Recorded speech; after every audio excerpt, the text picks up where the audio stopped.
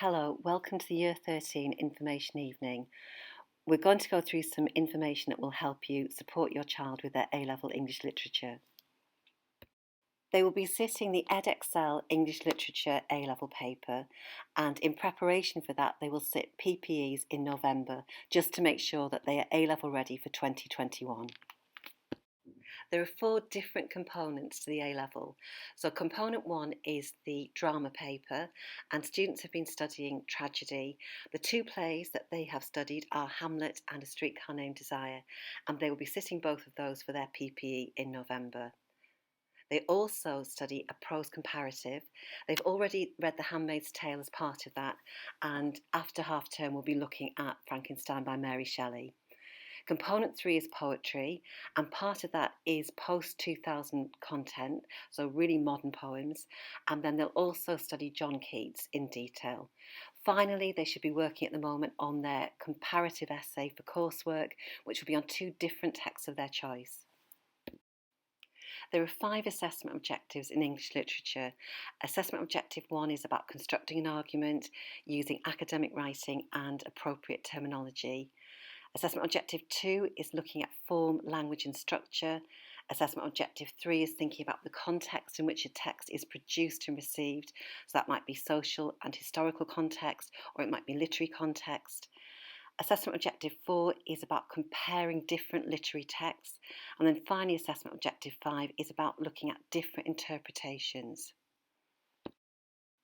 You can see on the screen the different weightings of the assessment objectives. The 2 big ones are assessment objective 1 and assessment objective 2, because they're really about how you structure an essay and how you write about the different methods that authors have used in their writing of literary texts. In this section, we'll just look at the different exam papers in a bit more detail. So paper 1 is the drama paper. There are 2 texts that are studied in detail. One is Hamlet and the other is A Streetcar Named Desire, and both of them are joined because they're both from the genre of tragedy. As part of this, students should be doing literary reading, particularly for Hamlet, where it's part of the assessment objective that they're able to comment on different critics' views of Hamlet as a literary text. The prose paper, paper 2, is 20% of the A-level, and it's comparing 2 texts from different points in time. So one is Frankenstein, which is the pre-20th century text, and the other is The Handmaid's Tale, which is the 20th century text. As part of it, students will think about context. They'll also look at the different methods used by the writers.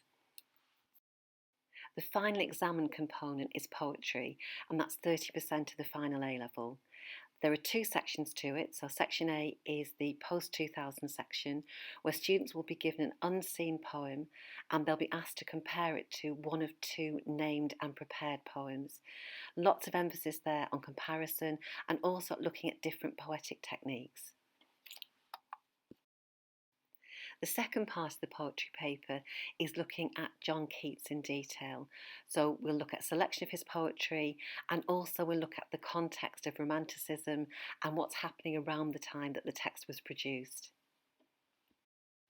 The final component is the coursework, comparative coursework component, and students have had a free choice of text that they have researched. They've looked into literary criticism, and then they write a large comparative essay of up to 3,000 words long. One of the really good things about the coursework element is it lets them practice all the exam skills and really think about their own writing and how they might choose to use critics in their analysis of texts. We want to make sure that students are really prepared for the exams in June. Therefore, we do 2 sets of PPE exams, one set in November and one set in March. In November, students will sit a full tragedy paper, which is paper 1, and the reason for that is it's the 2 texts, Hamlet and Streetcar, that they studied in year 12. We want to make sure that they're rereading those texts, that they're looking at literary criticism, and that they're really confident about them.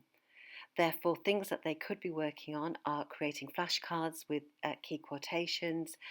They might want to make a personalised learning checklist where they think what they need to achieve. And they might also want to make a timeline of those 2 texts so they're really confident about what happens and when it happens.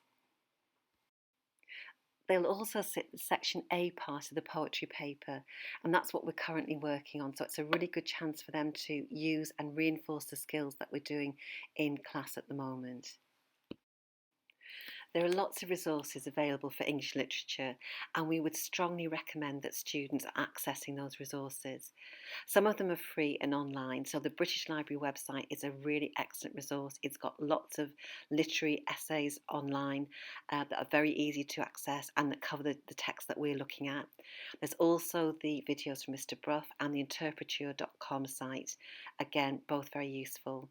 If you want to invest in something, well, there's the York Advanced Notes and also the Oxford Literature Companions. Now, both of those series have the text that we study for A level. Finally, if you're trying to access those higher grades, so the A's and A stars, the casebook series can be very useful. It's probably aimed more at undergraduates than A-level students, but there is some very good literary criticism in it. In terms of support for students and the kind of things that students can do to help themselves and that you can do to support them, I'd say the key thing for A-level literature is that students need to read and reread their set texts so they're really confident about them. They should also be looking at literary criticism, and that will really help to develop and extend their understanding of texts. If they look on the edXL website, there are lots of resources there that are useful.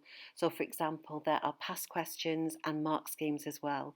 So, a really good thing to do as part of revision is to do a plan for a practice question or write a paragraph on what you would cover if you were answering that question, and then check it against the exam board's mark scheme. Students are also welcome to do a full practice question and submit those for marking.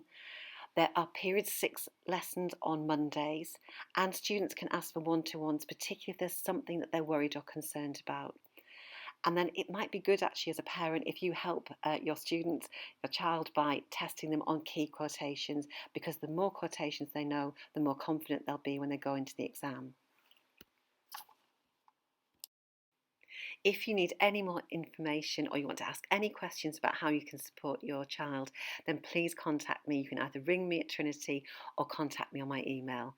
I hope this has been helpful. Thank you very much.